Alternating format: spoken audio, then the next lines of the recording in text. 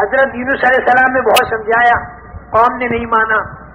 حضرت یونس علیہ السلام نے انہیں خبر دے دی اب تم نہیں مانتے تو 3 دن پر خدا کا عذاب تم پر آئے گا اگر تم نے نہیں مانا.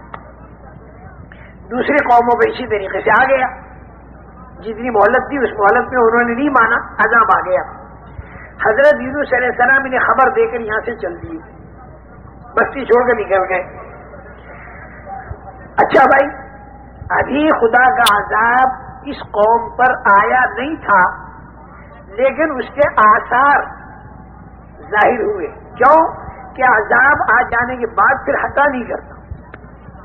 یہ خوب یاد رکھنا. اللہ بھائی مجھے بھی محفوظ رکھے، تمہیں بھی محفوظ رکھے.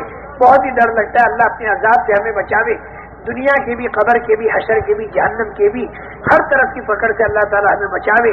اس لیے بھائی اللہ کی پکڑ بہت بڑی پکڑ ہوتی ہے. اللہ بڑے تو ان کی پکڑ بھی بڑی، اللہ بڑے تو ان کے انعامات بھی بڑے. یہ قوم پر خدا کا عذاب ابھی آیا نہیں لیکن اس کے آثار ظاہر ہو گئے. یہ قوم سنبھل گئی اور انہوں نے سوچا جیسے اور قوموں پر آثار آ کر پھر عذاب آ گیا اور قومیں تباہ اور برباد ہو گئی، اب ہماری تباہی بربادی کا وقت آ گیا. لہذا ہم اللہ سے توبہ کریں. توبہ کرنے کے لیے حضرت یونس علیہ السلام کو تلاش کریں.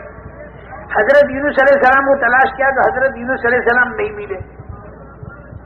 حضرت یونس علیہ السلام نہیں ملے، وہ تو نکل چکے تھے. اب قوم نے کہا نبی تو مل نہیں رہے، ہم نے توبہ نہ کی تو ہم پر تو خدا کا عذاب آگے تباہ کر دے گا. نبی کہہ کر گیا کہ اگر تم نہیں مانتے تو 3 دن پر خدا کا عذاب آئے گا.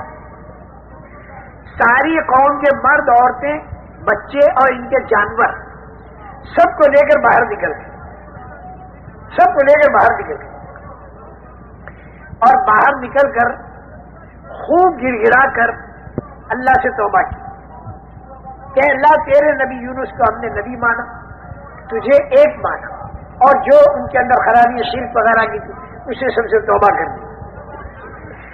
میرے محترم دوستو، ان پر سے خدا کا عذاب ٹل گیا.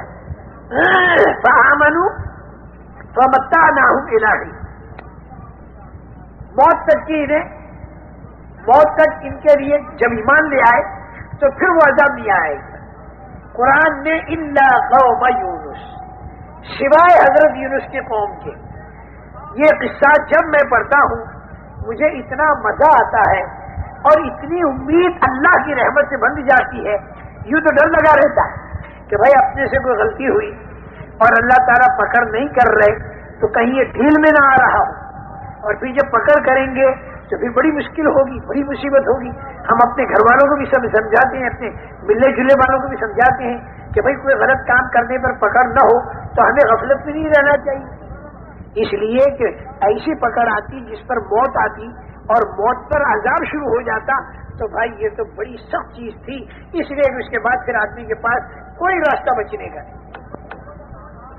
جہاں موت آئی توبہ کا دروازہ بند ہو گیا.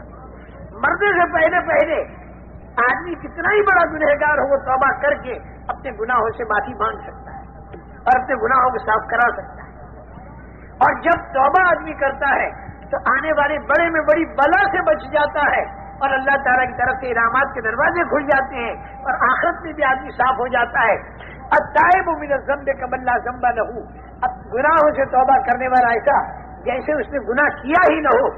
ارے دنیا کے اندر اگر کوئی آدمی جرائم کرے تو جرائم اس کے فائل کے اندر رہتے ہیں، تو اس نے معافی مانگی تو معافی نامہ بھی فائل کے اندر رکھ دیا.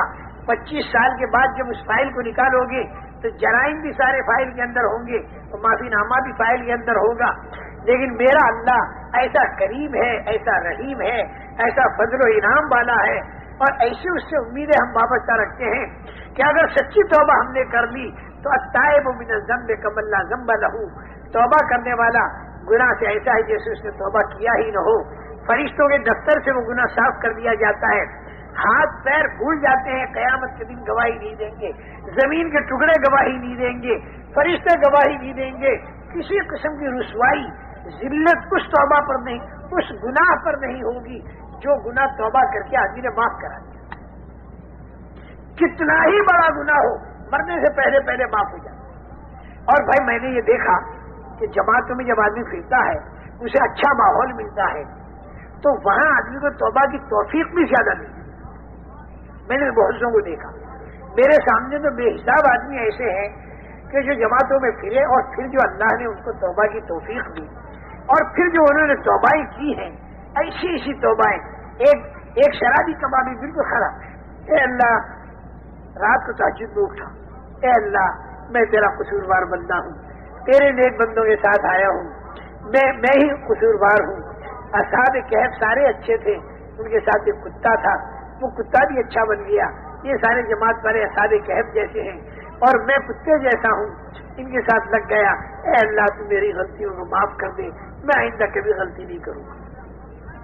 یا اللہ وہ ایسا روتا تھا کہ صاحب مجھے بھی یعنی دل میرا بھی نرم ہوا اور میں بھی چپکے سے اٹھ کے اس کے پیچھے بیٹھ گیا، اسے معلوم نہ ہو. رات کا اندھیرا تھا اور وہ اپنے مولا کے سامنے گر گڑا رہا تھا. ہم ہی لوگ اسے گشتے لائے تھے، گش میں ہم ہی لوگ لائے تھے. لیکن بھائی جتنا آدمی اندھیرے میں سے آتا ہے تھوڑا سا اجالہ بھی اسے مل جائے تو اس کی قدر کر لیتا ہے. بہت رویا بہت رویا اور میں بھی اس کے پیچھے بیٹھا ہوا روتا رہا. لیکن اس کے رونے سے ہمیں بھی رونا ہے. میں نے کہا اے اللہ کیا کتنا ہی روئے گا، ہوئے تیرا بندہ، لیکن اس وقت تیرے دربار کے اندر توبہ کرتے ہوئے آ رہا ہے اور رات کے 3 بجے ہیں.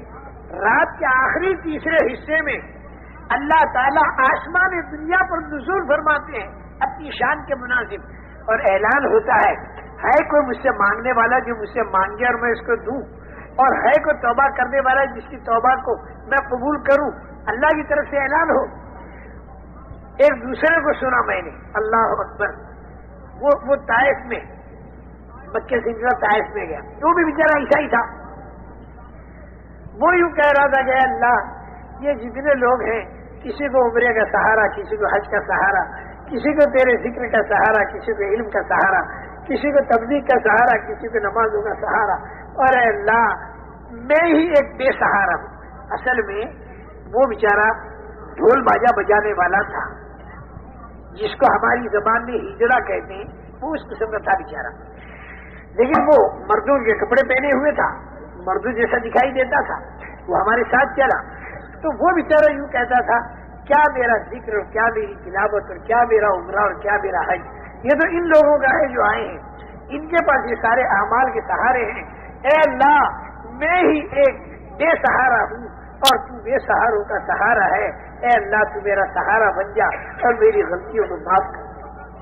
اور یہ تو حدیث میں بھی آتا ہے یا عماد ملا عماد لہو ویا سند ملا سند لہو ویا حرز الضعفاء ویا کنز الفقراء ویا عظیم الرجاء ویا منقذ الحلقہ ویا منجی الغرقہ. اے بے سہاروں کے سہارے تو ہمارا سہارا بن.